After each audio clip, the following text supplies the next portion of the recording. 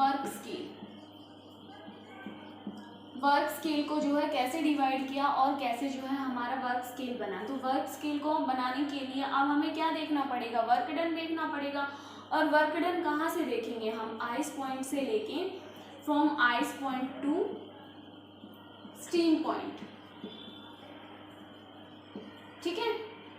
Ice point से 0 degree Celsius से और steam point means 100 degree Celsius तक हम क्या देखेंगे उसमें कि उसका क्या बिहेवियर रहा, हम उसको कैसे डिवाइड करें कि हम उसका वर्क डन निकाल सके। अब आपने पीवी डायग्राम पढ़ा था, पी मीन्स प्रेशर इधर की तरफ एंड वॉल्यूम इधर की तरफ, taking T as a constant. अब टी हम क्या ले रहे हैं, 0 degree 1 degree up to 100 degree Celsius तक टी को मेजर करते चलेंगे। तो जो हमने कर्व देखी थी ABCD, इस तरह का हमारा जो है कुछ प्लॉट आ गया था ABCD।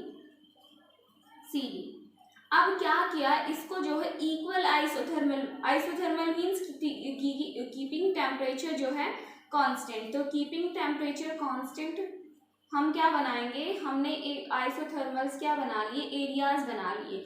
अगर हम एक कर्व का निकाल ले और कंप्लीट का इंटीग्रल कर ले तो हम पूरे का निकाल सकते हैं। और इसी तरह हमने क्या निकाला था, वर्क डन भी निकाला था पीवी डायग्राम से।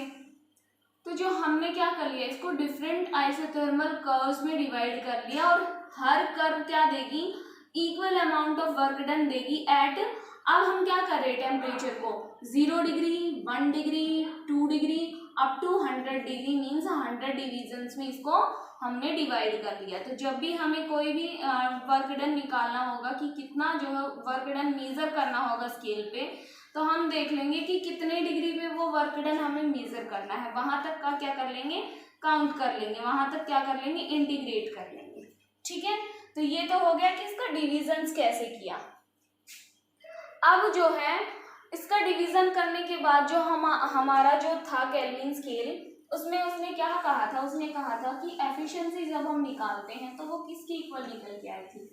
एफिशिएंसी देखो, एफिशिएंसी थी हमारी 1 माइनस Q2 बाय Q1 और ये किसके इक्वल निकल के आई थी, 1 माइनस टाउ2 बाय में टाउ1, ये हमारी एफिशिएंसी निकल के आई थी। और जीरो अटेंटेबिलिटी ऑफ जीरो, हमने कहा था कि जब हम अटेन कर ले 0 डिग्री, अटेन 0 डिग्री कब कर सकते हैं, मीन्स मैक्सिमम हमारी, इसको क्या कर दे हम 0 मतलब इसको जो हीट है वो सिंक पे रिजेक्ट ही ना करे। तो यहाँ से देखो 1 minus tau two by tau one is equal to ये चीज और किसके इक्वल थी, 1 माइनस T2 बाय T1 के इक्वल थी, है ना। तो 1 minus T2 by T1, T2 T1 क्या है, सोर्स और सिंक के टेम्परेचर है, यहाँ पे टाउ2 टाउ1 क्या है, सोर्स और सिंक के टेम्परेचर है इन वर्क स्केल। सो मैं यहाँ लिख देती हूँ temperature of source and sink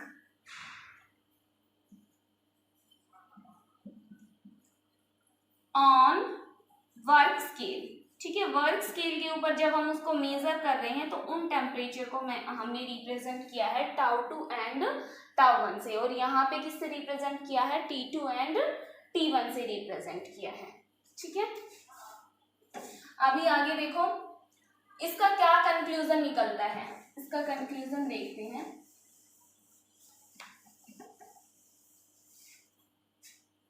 ये था हमारे पास 1 minus tau two by tau one is equal to 1 minus T2 by T1। जब 0 डिग्री होगा तो दोनों पे कोई जो है इफेक्ट नहीं पड़ रहा है, लेकिन 100 डिग्री का क्या मतलब हुआ, जब हम उस स्ट्रीम पे लेके जा रहे हैं 100 डिग्री का मतलब हुआ T1 माइनस T2 किसके इक्वल हो, 100 डिग्री के इक्वल हो, मीन्स 0 डिग्री और उसका जब हम डिफरेंस करें, सिमिलरली टाउ1 माइनस टाउ2 ये भी किसके इक्वल हो, 100 डिग्री के इक्वल हो, टाउ1 माइनस टाउ2, ठीक है। तो यहाँ पे रखते हैं 1 minus tau two by tau one is equal to 1 minus T2 by T1, ठीक है। तो tau one minus tau two by tau one is equal to T1 minus T2 by में T1। टाउ1 माइनस टाउ2 दोनों का डिफरेंस कितना था, 100 था, इसका भी 100 और इसका भी 100, T1 T2। तो tau one minus tau two 100 degree by में tau one is equal to 100 degree by में T1, दोनों हो गए।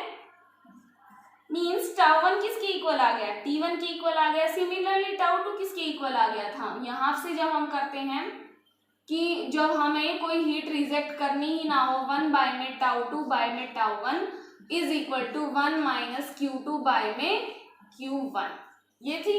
अगर हम कोई हीट रिजेक्ट करते ही नहीं तो टाउ2 कितना हो गया था, 0 हो गया था।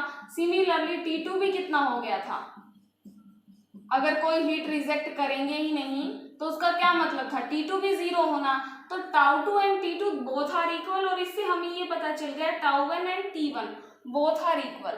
तो ये कंक्लूजन निकला है, जो वर्क स्केल पे हम सोर्स और सिंक का टेम्परेचर लेके चल रहे हैं, that is the same temperature equal to source and sink in Carnot theorem. ठीक है, तो कंक्लूजन लिख रही हूँ अभी यहाँ पे, नहीं समझ में आया हो, देखो जब हमने कोई भी हीट रिजेक्ट नहीं की हो, मीन्स Q2 अगर हमारा 0 हो गया हो तो टाउ2 भी कितना हो गया, 0 हो गया, एंड T2 भी कितना हो गया, 0 हो गया। अगर हम डिफरेंस 0 डिग्री सेल्सियस से और 100 डिग्री सेल्सियस के बीच में हमने स्केल ड्रॉ कर लिया, और उसको ड्रॉ करने के बाद हमें क्या पता चला, T1 इज इक्वल टू टाउ1, ये हमें पता चल गया। तो यहाँ से क्या कंक्लूजन निकला, T2 किसके इक्वल है, टाउ2 के, और T1 किसके इक्वल है, टाउ1 के। इन दोनों रिजल्ट्स का फाइनल कंक्लूजन क्या हुआ कि जो ये टाउ1 किसको रिप्रेजेंट कर रहा है, temperature of sink, sorry temperature of source, temperature of source at किस पे, वर्क स्केल पे। और T2 किसको रिप्रेजेंट कर रहा है, temperature of sink at work scale. ठीक है, तो दोनों टेम्परेचर, और ये T2 क्या था, T1 क्या है, temperature of source in Carnot theorem, या फिर कार्नेट इंजन, कार्नेट स्केल ले लो, कार्नेट थ्योरम ले लो, ठीक है। एंड T2 क्या रिप्रेजेंट कर रहा है, temperature of sink in Carnot theorem. अब आप इतने समझदार हो, इससे क्या कंक्लूजन निकला कि टेम्परेचर जो सोर्स का है कार्नेट थ्योरम में, वो किसके इक्वल निकल के आ गया, temperature of source in work scale. Means work scale ने भी सेम वैसा ही काम किया है जैसे कार्नेट ने बताया था, मीन्स वर्क स्केल निकालना पॉसिबल है। ठीक है, अब एक जो ड्रॉबैक लगा लो या फिर इनइक्वालिटीज लगा लो जो निकल के आती है कि अनअटेंटेबिलिटी ऑफ एब्सोल्यूट जीरो, कि एब्सोल्यूट जीरो जो है इसमें हम अटेंड नहीं कर पाते। अभी तो हमने कहा कि एब्सोल्यूट जीरो, लेकिन एब्सोल्यूट जीरो कब आई, जब हमने Q2 इज इक्वल टू 0 लिया है ना।